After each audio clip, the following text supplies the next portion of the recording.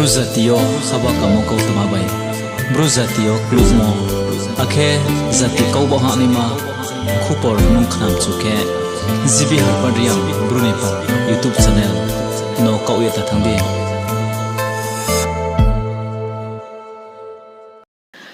Skang thawai ni YouTube channel nai tone jo tono khaksamo hamaya phepio tini salbroi August bosi saisi ni kholpe thammo no kotma sek thare male bose tini yo tongthau para Anando Bazar North Tripura nimsinyo YBA raw Young Bro Association of Tithemo Baikie bo tongthau para ni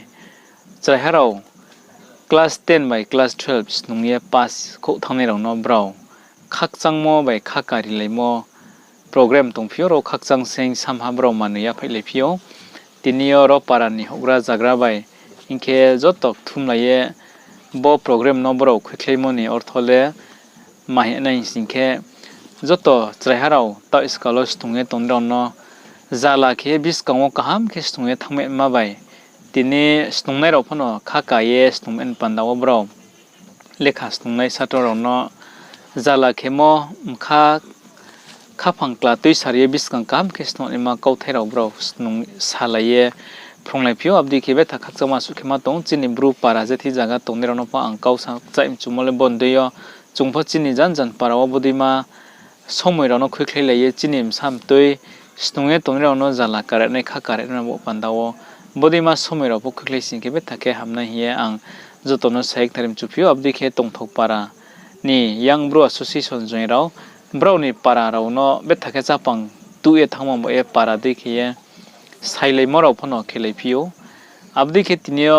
young bro association আনন্দ রিজন রাও মালাই শ্রাউমো পারা বইনি ওয়াইবিএ thumlaye kaukti kam salaye biskang haba kam la nei bai jan para bai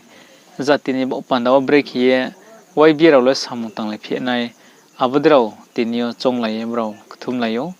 arom bai ang jotono khakchamo koma sapio bodi khiye chini bru join raw tini khasimo khaubai phairu khe omon bawo tini bo anando region YBA raw mangyamani tre parawo chini bruise wain tonne raw pha chungbuja ma samungkam no khosalaye biskang pho tangsingkhe bethakhe tre haba kayama tungnai hiye angma chungmu arongba ye Young Bro Association YBA le bruise wain tinio chanai chaya samung tor tangnai ste tangnai pala siye brikla bruni hiye chungye kaham hamyao bai tini je samunang thimbai para bai zatini pandawa samung chumo mena khiye joto no palma sing pio bai tini nraw chung joto phain thuya singkhe bo Young Bro Association le phain krim bai joto chung phain thuye chini bruni bo panda hi sie tanglai na joto no palma sing pio sa khakcha